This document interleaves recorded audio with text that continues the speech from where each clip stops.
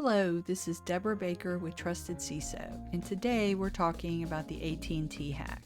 As a reminder, I have a new book, A CISO Guide to Cyber Resilience, and I recommend that you pick up a copy.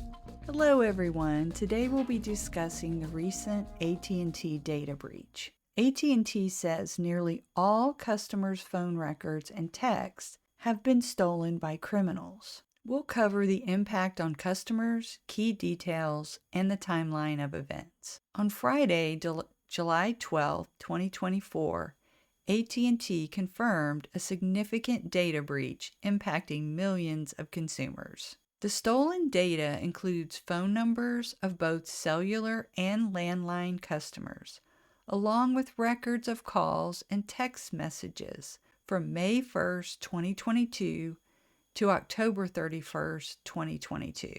Additionally, the breach involved some more recent records from January 2, 2023, affecting a smaller, unspecified number of customers. The breach also impacted call records from customers of carriers that rely on AT&T's network, focusing on metadata rather than content.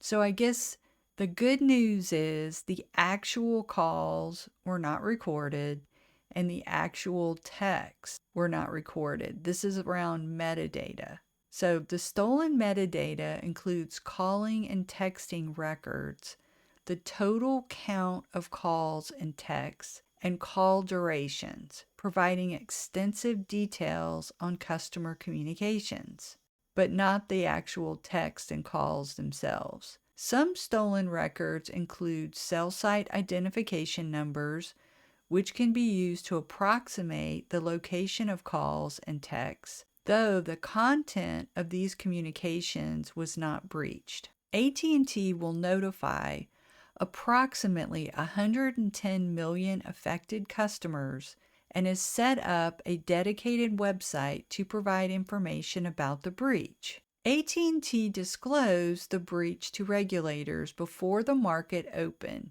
demonstrating a commitment to transparency despite the severity of the incident. The breach was linked to Snowflake, a cloud data analytics company, and was unrelated to a previous security incident in March. This incident is part of a recent trend of data thefts targeting Snowflake customers. The breach was linked to Snowflake, and there are up to 150 customers, Snowflake customers, that have been affected. Other companies like Ticketmaster and QuoteWizard have also been victims of similar data theft incidents, primarily due to the lack of enforced multi-factor authentication. The breach has been attributed to the cyber criminal group Shiny Hunters, known for being financially motivated, with members in North America and at least one in Turkey. While some victims' data has been published on cybercrime forums, AT&T's stolen data is not currently available publicly. AT&T paid $373,646 in Bitcoin to Shiny Hunters to delete the data. The investigation is ongoing. AT&T is collaborating with law enforcement, including the FBI, and has apprehended at least one person involved in the breach. Public notification of the breach was delayed due to national security concerns. The FBI and Department of Justice work closely with AT&T, sharing key threat intelligence throughout the process. They have identified one of the criminals, but did not release any information on the individual. This is the second security incident disclosed by AT&T this year. The previous incident involved compromised account passcodes, prompting AT&T to take proactive measures to protect customer accounts. Here are some best practices for protecting yourself. First off, you want to use multi-factor authentication. Change your passwords if it has been stolen in a breach. This helps prevent unauthorized access to your accounts. You can go to the Have I Been Pawned site to search and see if your password has been hacked. Use a password manager like Bitwarden, LastPass, or 1Password. These tools store and generate secure passwords for you. They also create individual unique passwords for each website. That way, if your password's stolen on one site, then the hackers don't have access to all these other websites. Use long, unique passwords as one of the factors. Implement multi-factor authentication for all users with a particular focus on privileged accounts that have access to sensitive information. In an era where online security is paramount, multi-factor authentication, or MFA, provides an extra layer of protection. Let's break down the 3 key components of MFA. First, there's something you know.